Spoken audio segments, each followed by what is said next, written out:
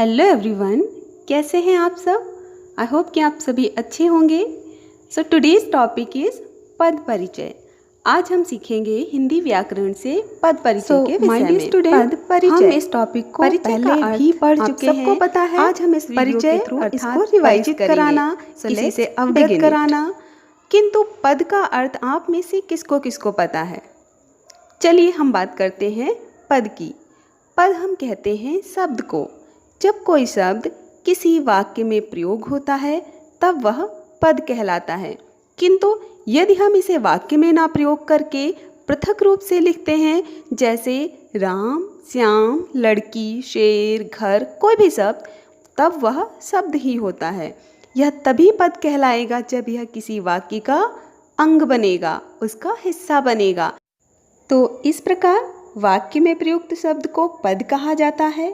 वाक्य में प्रयुक्त शब्दों में संज्ञा, सर्वनाम, विशेषण, क्रिया विशेषण, संबंध बोधक आदि अनेक शब्द होते हैं। पद परिचय में यह बताना होता है कि इस वाक्य में व्याकरण की दृष्टि से क्या क्या प्रयोग हुआ है। तो इस प्रकार व्याकरणिक परिचय से तात्पर्य है वाक्य में उस पद की स्थिति बताना जिसका लिंग, वचन, कारक तथा अन्य पदों के साथ संबंध हो। जैसे राजेश ने रमेश को पुस्तक दी, तो राजेश संज्ञा है, व्यक्तिवाचक संज्ञा है, पुल्लिंग है, एक वचन है, ने के साथ कर्ता कारक है और द्विकर्मक क्रिया दी के साथ।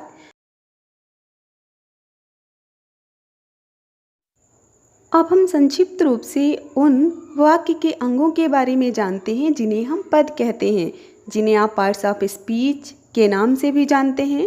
तो एक एक करके उनका संक्षिप्त परिचय हम जानेंगे। ओके।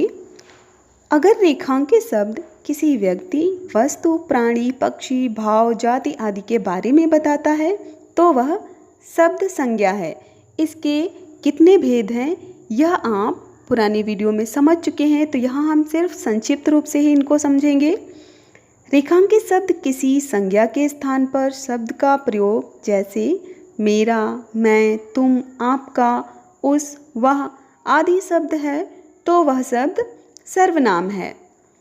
अगर रेखांकित शब्द किसी वस्तु, स्थान, पशु, पक्षी आदि की विशेषता बताता है, मतलब वह कैसा है, लंबा है, सुंदर है, डरावना है आदि, तो वह विशेषण शब्द है। ऐसे ही रेखांकित शब्द वाक्य में जो क्रिया है उसकी विशेषता बताता है तो वह क्या होगा, वह क्रिया विशेषण कहलाएगा। यदि क्रिया की विशेषता बताई जाए, क्रिया कब हो रही है या क्रिया कैसे हो रही है, क्रिया के होने का स्थान क्या है, ये सारी बातें बताने वाले शब्द क्रिया विशेषण कहलाते हैं। क्रिया कहाँ से हो रही है, क्रिया कितनी मात्रा में हो रही है, कम, पर्याप्त, ज़्यादा आदि। अगर रेखांकित शब्द किसी दो या अधिक संज्ञा और सर्वनाम के बीच का संबंध दर्शाए तो वह संबंध बोधक अव्यय है। जैसे के पास, के ऊपर, से दूर, के कारण, के लिए, की ओर, मैनी मोर, बहुत सारे शब्द हैं, के निकट, के साथ, ठीक है। तो ये सारे शब्द संबंध बोधक कहलाते हैं। नेक्स्ट, रेखांकित शब्द किसी दो वाक्यों के बीच का संबंध दर्शाता है तो वह समुच्चय बोधक अव्यय है। अर्थात जब कोई दो वाक्यों को जोड़ता है या किसी दो शब्द को जोड़े तब वह समुच्चय बोधक अव्यय कहलाता है। जैसे और, अतएव, इसलिए, लेकिन आदि। अब अगर रेखांकित शब्द किसी विस्मय, हर्ष, घृणा, दुख, पीड़ा आदि भावों को प्रकट करते हैं, कोई भी अत्यधिक गहरी भावना या कोई आश्चर्य का भाव, इन सारे भावों को जो शब्द प्रकट करते हैं वह विस्मयादि बोधक अव्यय कहलाते हैं। जैसे अरे, वाह, अच्छा आदि। यदि रेखांकित शब्द किसी बात पर ज़्यादा भार दर्शाए तो वह निपात है। जैसे आप कभी कभी वाक्य बनाते हैं या पढ़ते हैं तो आपने देखा होगा लिखा होता है भी, तो, तक, केवल ही। अर्थात मैं भी तो वहाँ गया था, मैंने खाना खाया तो था, इस तरह के वाक्यों में कभी कभी आपको तो, भी जैसे शब्द मिलते हैं, इनको ही हम निपात कहते हैं। ओके, तो इस तरह से ये कुछ वाक्य के अंग हैं जिनका परिचय हम पद परिचय में देते हैं। इसमें लिंग, वचन, काल, इनका भेद, इन सभी व्याकरणिक तत्वों को बताना होता है।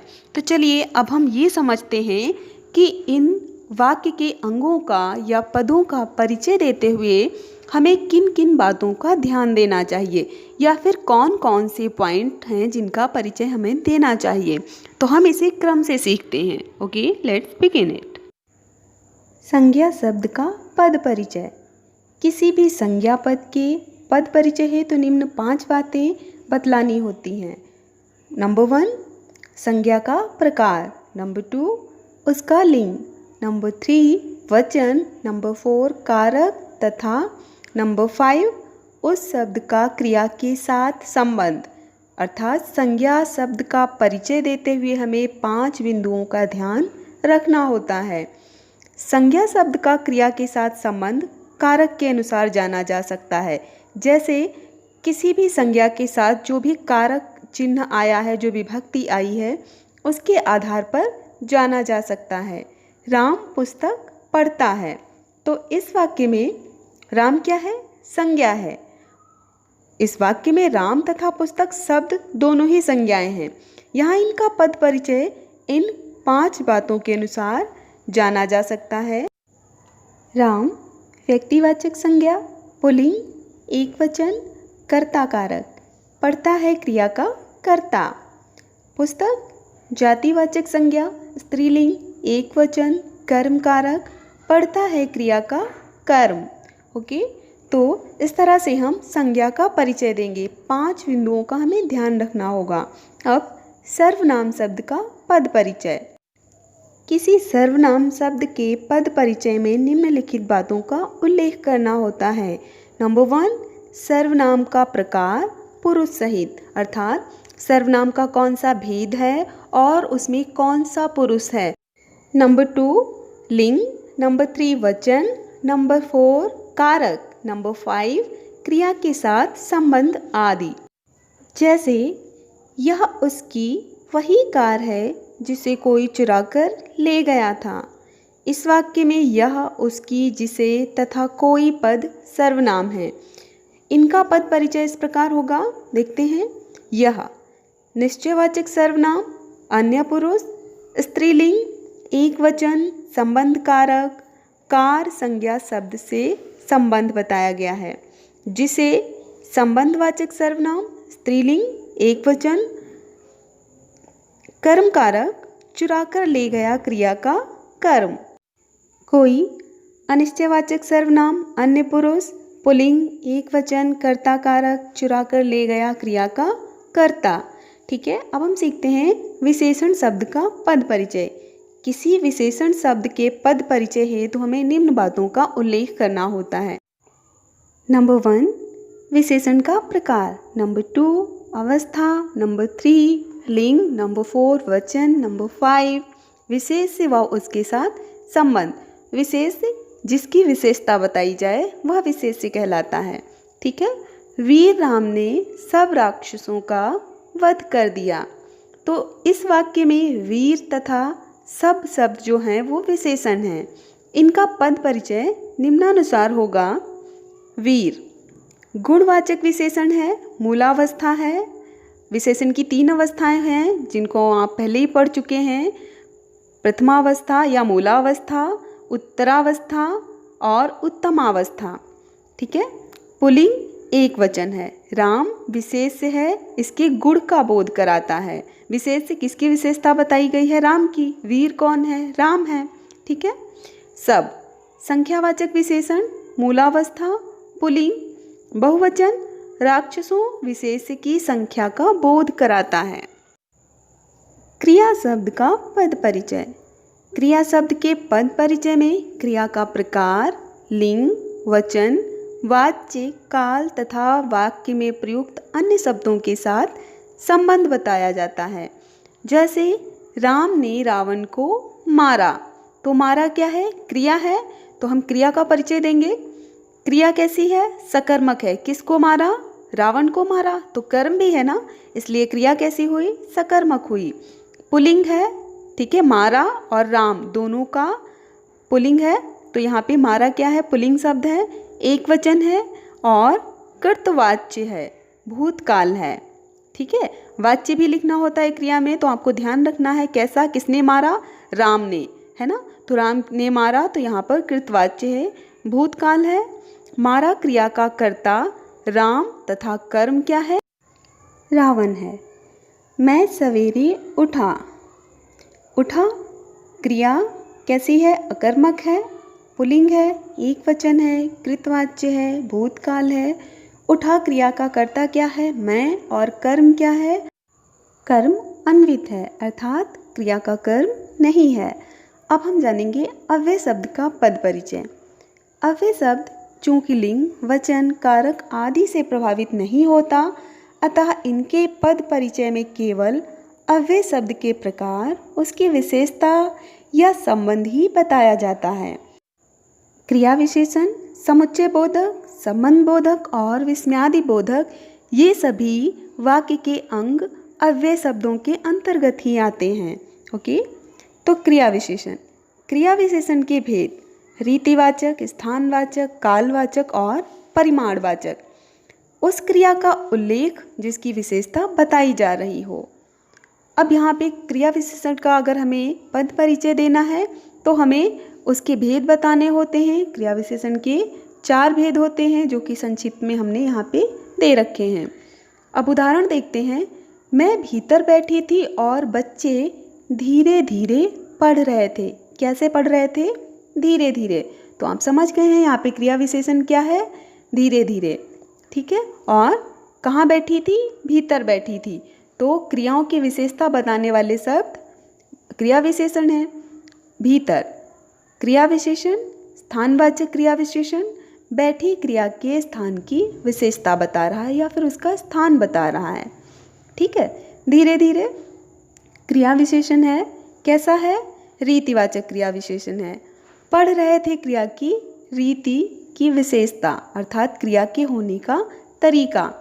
तो इस तरह से यह है क्रिया विशेषण का पद परिचय। हम इसी के आधार पर किसी भी क्रिया विशेषण का पद परिचय देंगे। मुख्य 3 बिंदु हमें बताने होंगे: भेद और उसकी विशेषता, ठीक है, और उसका संबंध। संबंध बोधक, संबंध बोधक के भेद: किस संज्ञा सर्वनाम से संबंध है।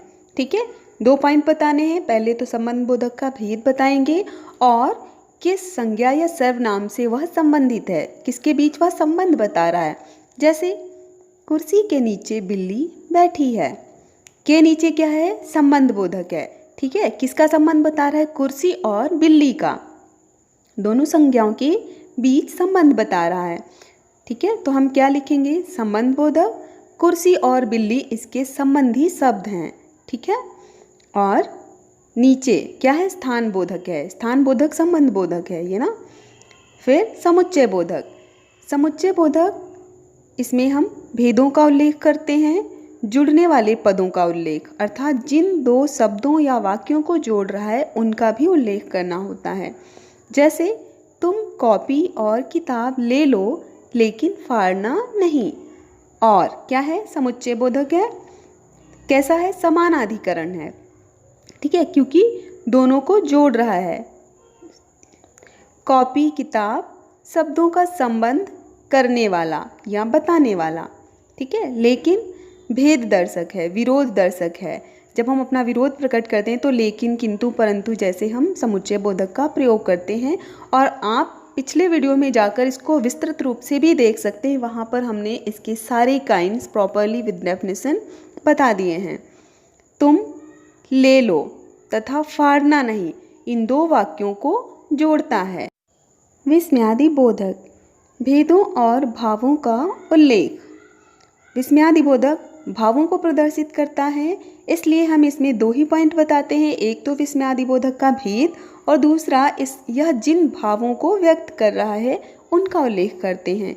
जैसे वाह कितना सुंदर बगीचा है, ठीक मैं रोज आऊँगा। ठीक है, तो इसमें वाह क्या है? विस्मयादिबोधक है हर्ष उल्लास। कैसा इसमें भाव व्यक्त हो रहा है, ठीक है, तो इसमें उल्लास का भाव दिखा रहा है। ठीक, विस्मयादिबोधक, स्वीकार बोधक, ये इसका भेद है। किसका? विस्मयादिबोधक का। तो पहला हर्ष सूचक है और दूसरा क्या है? स्वीकार बोधक। इसमें सहमति दिखाई जा रही है। तो इस तरह से आप विस्मयादिबोधक के भेद भी हमारे लास्ट वीडियो में जाकर प्रॉपरली देख सकते हैं ताकि आपको इसका अच्छे से ज्ञान हो जाए।